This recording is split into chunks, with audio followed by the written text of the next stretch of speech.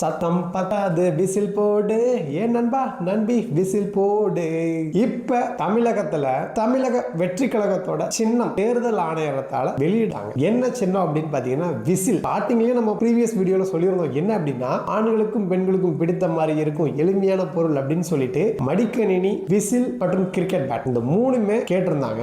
அதுல இவங்க விரும்பி கேட்ட விசிலையே கொடுத்துட்டாங்க அப்படின்னு தான் சொல்லணும். தமிழக வெற்றி கழகத்துக்கு ஒரு பிராண்ட், அதாவது எந்த ஒரு கட்சியா இருந்தாலும் அது மக்கள்கிட்ட கொண்டு போய் சேர்க்கணும். அப்பனா அது எந்த அளவுக்கு எளிமையா இருக்கணும், மக்கள் மனதுல பதியணும் அப்படிங்கறதுல அந்தந்த கட்சியுமே தனியா தீர்மானம் எடுப்பாங்க அப்படின்னு தான் சொல்லணும். அதே போலதான் தமிழக வெற்றி கழகத்துக்கு விசில் சின்னம் கிடைச்சிருக்கு. சொல்ல போனோம் அப்படின்னா அந்த காலத்துல ஒரு 90s 80s எல்லாம் தேர்தல் சின்னங்கள் எல்லாத்தையும் வரைஞ்சு தான் காட்டுவாங்க. அதுக்கு வரையறதுக்கு எளிமையா இருக்கணும், ரொம்ப டிஃபிகல்ட்டா இருந்தா மக்கள்கிட்ட கொண்டு போய் சேர்க்க முடியாது அப்படின்னு சொல்லிட்டு தான் உதயசூரியன், இரட்டை இலை, மாம்பழம் போன்ற சின்னங்கள்லாம் அது மூலியமா தான் உருவானது அப்படின்னு தான் சொல்லணும். ஏன்னா இப்ப இருக்கிற காலகட்டத்தில் சோசியல் மீடியா ஆக்டிவிட்டிஸ் அதிகமாயிடுச்சு. ஸோ ஸ்மார்ட் போன் இல்லாம எந்த ஒரு மனிதருமே இல்லை அப்படிங்கிற சுச்சுவேஷன் இருக்கிறதுனால இப்ப டிஃபிகல்ட்டுக்கான சின்னம்லாம் கொடுத்தாலும் மக்கள் மத்தியில போயிடும். ஆனாலும் இருந்தாலும் அந்த 48க்கு மேல இருக்காங்கல்ல அந்த ஏஜுக்குலாம் கொண்டு போய் சேர்க்கணும் அப்படின்னா கண்டிப்பா ஒரு எளிமையான சின்னத்தை தான் கொடுக்கணும். அதுதான் இருந்தா அந்த கட்சியோட ஒரு பிராண்ட் நேம் அப்படிங்கறத உருவாக்கும் அப்படின்னு தான் சொல்லணும்.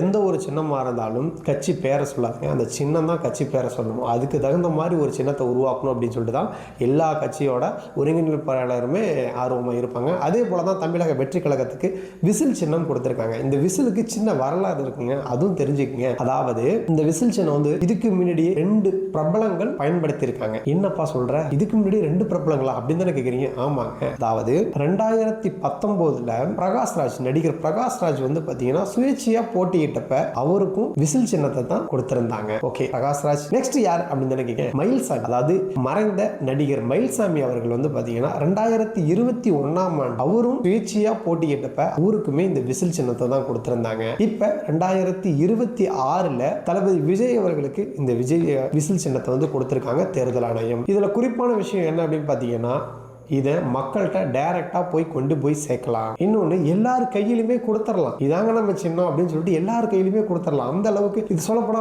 பாத்தீங்கன்னா ஒரு லக்குன்னு கூட சொல்லலாம். ஏன்னா இப்ப தொடர்ந்து நெருக்கடியில இருக்கிறாங்க தமிழக வெற்றி கழகம் அப்படின்னு தான் சொல்லணும். எதனால அப்படின்னா இந்த கரூர் சம்பவம் நடந்ததுக்கு அப்புறமே தொடர்ந்து நெருக்கடியில இருக்காங்க. அவங்களால தேர்தல் பிரச்சாரத்தை கண்டினியூ பண்ண முடியல, ஒரு படத்தை ரிலீஸ் பண்ண முடியல, கட்சி கூட ஒழுங்கா பிளான் பண்ண முடியல அப்படின்னு சொல்லிட்டு பல தடைகளை மீறி ஒரு தமிழக வெற்றி கழக தொண்டர்களுக்கு இல்லாத ஒரு உற்சாகமான ஒரு நற்செய்தி என்ன அப்படின்னா இந்த விசில் சின்னம் ஒதுக்குனதுல தாங்க. சொல்ல போனோம் அப்படின்னா இந்த பாட்டு ஜனநாயகன்ல எல்லாத்துக்குமே தெரிஞ்சிருக்கும். இன்னும் படத்துக்கான கேஸ் நீடிச்சுட்டு போயிட்டே இருக்கிறதுனால படம் எப்ப ரிலீஸ் ஆகும் அப்படிங்கிற ஒரு மன வருத்தத்திலையும் ரசிகர்கள் எல்லாமே இருக்காங்க. குறிப்பா சொல்ல போனா இன்வெஸ்டர்ஸ், அதாவது அந்த படத்துக்கு முதலீட்டு போட்டவங்க எல்லாருமே இன்னுமே குழப்பத்துல இருக்காங்க, கடும் மன உளைச்சல்ல இருக்காங்க அப்படின்னு தான் சொல்லணும். பல நிறுவனங்கள் போட்டி போட்டு வாங்கின நிறுவனங்கள்லாம் இழப்பீடு தொகை கேட்டு அப்படின்னு சொல்லிட்டு பல சைடு இந்த பக்கம் ஒரு பிரஷர் போகுது விஜய் அவர்களுக்கு. இப்ப இந்த பக்கம் திரும்பி பார்த்தா அப்படின்னா கரூர் கூட்ட நெரிசல்ல 41 பேர் உயிரிழந்தாங்கல்ல அவங்கள பத்தி அந்த டீடைல்ஸ்க்காக சிபிஐ விசாரணையில இந்த பக்கம் விஜய் அப்படின்னு சொல்லிட்டு ரொம்பவே பிஸியாவே இருக்காங்க அப்படின்னு தான் சொல்லணும். பல தடைகள் வந்தாலும் தடைகளை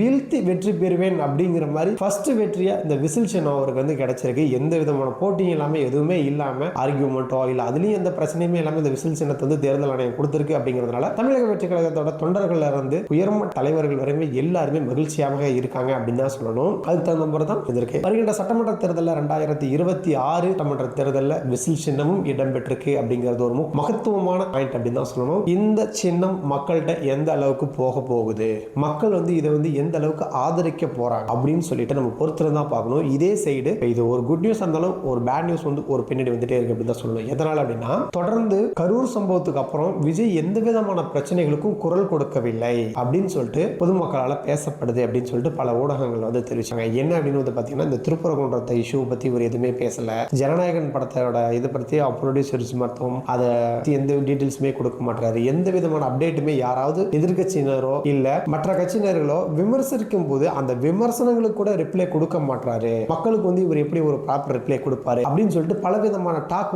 ஒரு பக்கம் போயிட்டு இருந்தாலும் நாங்கள் சொல்ல மாட்டோம் செய்திதான் காட்டுவோம் அப்படின்னு சொல்லிட்டு தமிழக வெற்றி கழகம் தலை தூக்குமா 2026 சட்டமன்ற தேர்தல் எல்லாருக்குமே தெரிஞ்சிடும். இருந்தாலும் இந்த சின்னத்துல ஒரு மகத்துவம் என்ன அப்படின்னு பாத்தீங்கன்னா இப்ப மற்ற சின்னங்களை கையில கொண்டு கொடுக்க முடியாது, மக்கள்கிட்ட கொண்டு சேர்க்க முடியாது அப்படிதான் சொன்னோம். ஆனா தேர்தல் வந்து மிக அருகில் இருக்கிற தருணத்துல இந்த விசில் சின்னமானது தமிழக வெற்றி கழகத்துக்கு கிடைத்த ஒரு அபார வெற்றி அப்படின்னு தான் சொல்லணும். முதல் வெற்றி அப்படின்னு தான் சொல்லணும். ஏன் அப்படின்னா இந்த சின்னத்தை எளிதில் எல்லா மக்கள்கிட்டயுமே கொண்டு போய் சேர்க்க முடியும். ஒரு பிரசாதத்துக்கு போறோம், அங்க 2 டப்பா விசில் எடுத்துக்கொண்டு எல்லாத்துக்கிட்டே கொடுத்தா இதாப்பா நம்ம சின்ன அப்படின்னா ஊதிட்டு அவங்க பாட்டி இருப்பாங்க அப்படின்னு தான் சொல்லணும். அந்த அளவுக்கு சிறியவர்கள் இருந்து பெரியவர் வந்து விரும்பி, என்னதான் நம்ம வந்து ஏஜ் மெச்சூரிட்டி வந்தாலும் அந்த விசிலோ இல்லை அந்த பலூனோ இதெல்லாம் பார்க்குறப்ப நமக்குள்ள அந்த குழந்தைத்தனம் வந்து எட்டி பார்க்கும். எப்படின்னா அந்த பலூனை ஊதி பார்க்கறது, வெடிச்சு பார்க்கறது, விசில் இது மாதிரி கிடைச்சா எடுத்து ஊதி பார்க்கறது, கண்டிப்பாக எல்லா ஒரு மனிதர்கள்ட்டுமே அந்த ஒரு குழந்தைத்தனம் அப்படிங்கிறது இருக்கும். அதை வெளிப்படுத்துற விதமா இந்த சின்னம் அமைஞ்சிருக்கு அப்படின்னு தான் சொல்லணும். சொல்ல போனோம் தமிழக வெற்றி கழகத்தோட சின்னம் விசில் அப்படிங்கிறத ஆக்கப்பூர்வமான அறிவிப்பாக கொடுத்துருக்காங்க. பல இடத்துல பல ரசிகர்கள், கட்சி தொண்டர்கள் எல்லாருமே இப்பவே பேனர் வைக்க ஆரம்பிச்சிட்டாங்க, ஸ்டேட்டஸ் போட ஆரம்பிச்சிட்டாங்க, ஸ்டோரி போட ஆரம்பிச்சிட்டாங்க. ஏன் கேட்குறீங்க? சோசியல் மீடியா ஓப்பன் பண்ணாலே விசில் சவுண்டை தான் கேட்குறீங்க, வேற எதுவுமே கேட்கல. அந்த அளவுக்கு தீயா பரவிட்டு இந்த விசில் சின்னம் அப்படின்னு தான் சொல்லணும். வருகின்ற சட்டமன்றத்தில் தமிழக வெற்றி கழகத்தோட தலைவர் விஜய் அவர்களுக்கு ஒதுக்கப்பட்ட சின்னம் விசில் சின்னம் அப்படிங்கிறத ஆக்கப்பூர்வமான அறிவிப்பாக கொடுத்துறாங்க. மற்ற சின்னங்களை ஒப்பிடும்போது இந்த சின்னமும் ஒரு மாபெரும் வெற்றியை காணுமா கேள்விக்குறியாவே இருக்கு. ஏன் அப்படின்னா தமிழக மக்கள் இவர் வந்து சினிமாவை விட்டு அரசியல் வரார் அப்படிங்கிறத ஏற்கனவே சொல்லிட்டாரு. லாஸ்ட் படம் ஜனநாயகம் அப்படிங்கிறதையும் எல்லாத்துக்குமே சொல்லிட்டாங்க.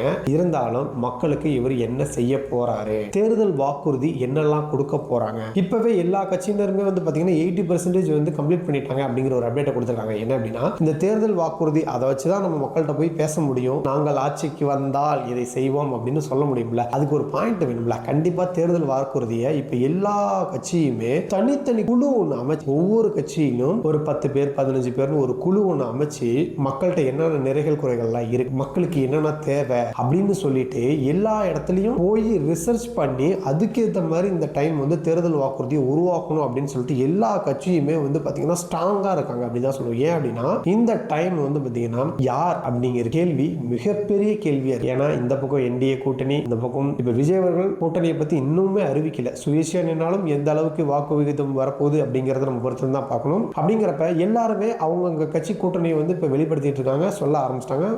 சொல்ல போனா அப்படின்னா அந்தந்த கட்சிகளிலிருந்து தலைமை நிர்வாகத்திலிருந்து அழைப்பு வந்து கொடுத்துட்டாங்க. அழைப்பு கொடுத்தது மட்டும் இல்லாம மற்ற கட்சியினர் வந்து பிரியறது சேரது அப்படின்னு சொல்லிட்டு பல குளறுபடிகள் நடந்துட்டு தான் இருக்கு. தமிழக வெற்றி கழகத்தில் அது போல எதுவுமே நடக்கல அப்படிங்கறத ஒரு இம்பார்ட்டன்ட் பாயிண்டா சொல்றோம். ஏன் அப்படின்னா பாதி பேர் வந்திருக்காங்க, அதாவது மற்ற கட்சியினர்கள் இருந்து புதுசா வந்து இணைஞ்சிருக்காங்க.